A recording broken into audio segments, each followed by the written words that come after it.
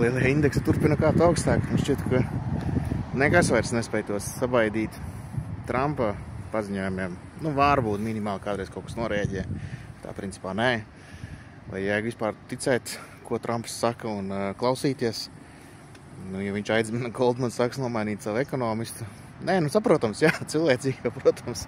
Saprotams, gribās viņiem iebāzt viņiem sejās, ka varbūt vēl kaut kas nav līdz galam izpildījies, bet vēl jau mazs laiks viņš ir pagājuši kopš tarifi ir spēkā un jaunie tarifi ir ieviesti. Un,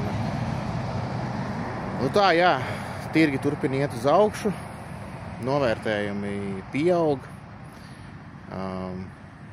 Tarifus sevi ņem gan patērētāji, gan uzņēmumi, bet, nu, ja ņem uzņēmumi, tad kas notiekās, ja uzņēmumi ņem uz sevi zemākas peļņas maržas un zemākas peļņas potenciāli, jā, to jau mēs vēl redzēsim.